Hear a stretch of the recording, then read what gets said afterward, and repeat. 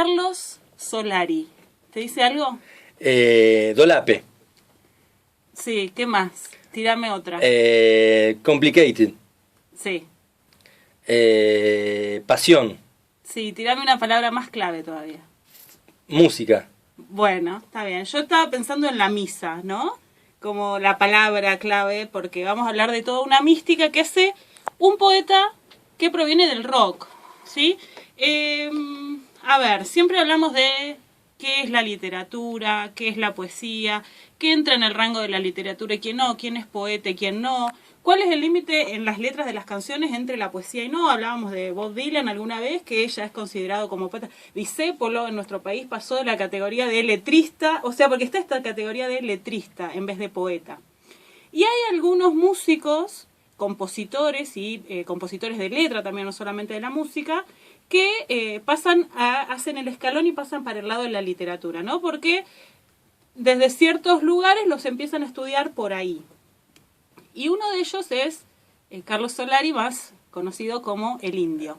Hay una nota muy interesante de Martín Azcurra, que es un periodista especializado en música, que precisamente estudia mucho la poética y habla de que El Indio tiene mucha relación con Roberto Alt, por ejemplo. Lo relaciona hasta en un momento con José Hernández, dice si no era un letrista también Hernández en el Martín Fierro, si no es una letra el Martín Fierro. Y ¿cómo se constituye un poeta y más un poeta urbano? ¿Y cuál es la primera pregunta que se hace un poeta urbano? Y en esto le voy a robar la pregunta a Martín, no es una pregunta original mía, pero es ¿cómo llegar a las masas? ¿Cómo conmover a las masas? ¿Cómo llegar al estrato popular, digamos, que es el paradigma del poeta urbano, digamos? Un Luis Almirante Brown, más o menos. Una cosa, bueno, Y Solari lo consigue no subestimando precisamente a su público, sino exigiéndole. Hay una versión, hay unas declaraciones de Mercedes Sosa en un momento que dice que ella le llevaron 7 discos de Los Redondos, que no entendió nada, y que el día que alguien se ponga a leer palabra por palabra lo que dicen las canciones, se van a dar cuenta que no hablan de nada y que no significa nada. Bueno, era muy lapidaria Mercedes Sosa, en ese momento lo fue. Pero hay toda una mística de que es una poesía encriptada, la poesía del Indio, ¿no? Que no cualquiera la entiende, que las metáforas son rebuscadas.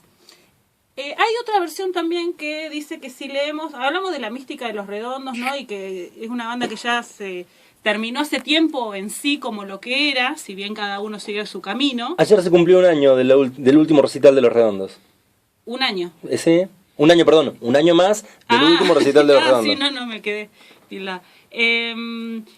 Si bien pasó eso, los discos siguen siendo discos de culto y están ahora siendo estudiados como en una progresión, ¿no? Y como en una continuidad.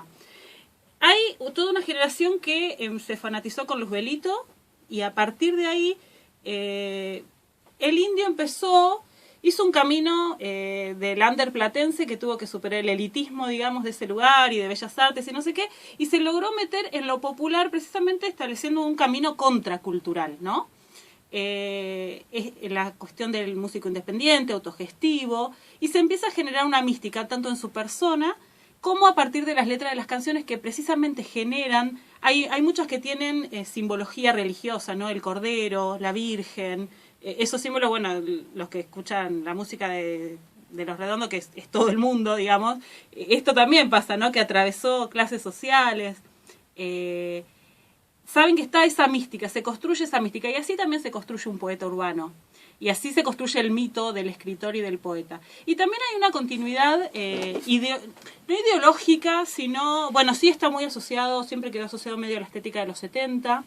Pudo lograr, y en eso, como ningún otro rockero argentino, esta cuestión de hablar de el obrero, ¿no? La noche que viene antes del día de trabajo y toda esa cuestión, y toda esa de la vida del prole, digamos, eso quedó captado. Y también supo captar todas las problemáticas sociales asociadas a la violencia, la policía, la villa. Y uno si ingresa en los discos de Los Redondos, también va viendo, hay una lectura de la historia argentina a través de los discos de Los Redondos, ¿no? Sí, y sobre todo hay tópicos, ¿no?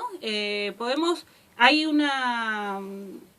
una parte que se relaciona más, algunos lo relacionan un poco con el tango, como una continuación de todo lo que fue el tango. De hecho, disculpame que te tiro una información, hace poco tiempo, hace 2 o 3 meses atrás, salió un disco de una banda de tangos en Buenos Aires, cuyas letras, 4 o 5 letras, no sé si será todo el disco, son del Indio Solari, y la banda es de tango. Bueno, tiene mucha relación con eso, con la margen, porque supo tomar, a ver, hay una lectura tragicómica de los márgenes, que tiene mucho que ver con el tango, sobre todo con el tango, como esto que hacías escuchar el otro día, no me acuerdo el nombre. Daniel Melingo. Bueno, este que se dedica al tango ahora, pero que es este tango orillero, digamos, no es el clásico. También habla de la minita, bueno, la hija del fletero, ¿no? Tremendo. La mina que te deja por el que tiene más guita. Ese es un tema recurrente en varias canciones y es un tema muy, muy clásico del tango. Y aparte, digamos, utiliza metáforas que si uno la traslada a la calle son, le pondría entre comillas, soez si no va con malas palabras, pero lo puede decir con una elegancia tremenda, ¿no? En la misma hija del fletero hay un par que son geniales. Sí, sí. Bueno, es que en realidad lo que pasa es eso, que es una persona que le exige al que escucha todo un esfuerzo en la interpretación que tiene que ver con que no va a ser fácil. Y aún así llegó a públicos que podríamos decir que no son letrados o son incultos y lo que fuera. Hay, como te decía, muchas metáforas que parecen encriptadas y hay otras cosas que son muy de lectura de la realidad, muy de los pibes, vamos las bandas. Hay bueno, yo me anoté algunos versitos como para... por ejemplo, cuando dice, estás tomando de más y estás tolerando todo. ¿Cuánto tiempo más vas a estar esclavizado así, refugiado en tu soledad? Estás hundido a fondo, que es de la dicha no es cosa alegre. O sea, eso no es nada encriptado, o sea, pero se dirige a un público en particular, le habla de determinada manera, es el único que le habló así al pibe, de la bandita chica, al que está como ahí en cualquiera todavía, se anima a eso. Y bueno, lo del tango él ya lo había dicho. Y genera toda... A ver, hay varias temáticas, ¿no? Te decía esto del obrero. Por otro lado, todo lo que tiene que ver con la violencia. En los primeros discos, los perros... Bueno, sabemos que los perros están asociados a la policía, en las letras de él. Y es una poética diferente. Y también es una poética económica, ¿sí? Y de la urgencia. Económica en el sentido de que él, incluso en sus entrevistas... No dilata, no adorna además, es muy preciso, muy certero. Incluso sus entrevistas forman parte de lo que podríamos llamar la literatura de Solari en conjunto, ¿no? Porque da pocas entrevistas, son levantadas en todos lados, es citado, o sea, no se pasa de largo para los periodistas, para los que tienen que poner titulares, grafitis en las calles. Los grafitis, bueno, y cosas que se citan y que pasaron a la cultura popular, como el lujo es vulgaridad, el futuro ya llegó, o sea, el futuro llegó hace rato, todo preso es político, bueno, esa que tremendo. Es como un himno ya. Y todas esas cosas que traspasan hacia la gente y se retransmiten y se reutilizan en otras cosas, forman parte de, obviamente, de una literatura. Hay que ver cuando se decida, y acá donde empezamos a chocar con lo que son las interpretaciones y con la intervención de la academia, ¿no? ¿Cuándo va a pasar y quién va a elegir interpretar esto de alguna u otra manera? Él decía en una entrevista, Pergolini le hacía una pregunta un tanto rebuscada como, ¿vos estás preparado para entender que no todos entienden tus letras o algo así? Y él decía, bueno, yo tengo una emoción, quiero transmitir esa emoción, y estoy preparado también para que esa emoción le impacte a los demás de diferentes maneras. Y también en la poesía hay algo que se intelectualiza posteriormente que no tiene nada que ver con el que lo hizo. Bueno. Y eso también está bueno. Él lo permite y lo deja, no lo discute, digamos. Además, yo cito al Indio Solari siempre, podría tirar otros más, ¿no? Pero el Indio Solari, Adrián Dárgelos también es otro un poco más contemporáneo también, que escapan a los cánones de las respuestas dentro de las entrevistas o cuando hay que hablar de cualquier tema. Creo que son dos personas que tienen un lenguaje, una forma de comunicar distinta, ¿no? Digamos, o futbolistas, vamos a poner la metáfora del futbolista. Sí. Uno escucha hablar a la Bruja Verón, uno escucha hablar a Valdano y se sacan el cassette típico que tienen, ¿no? Formulan, elaboran, reflexionan antes de formular precisamente una contestación. Y el Indio Solari, y traigo acá al tiempo Adrián Dárgelos de los Babasónicos, tienen esa elegancia en el habla, ¿no? Porque son bastante elegantes a la hora de hablar. Y creo que tienen un cuidado estético también de eso.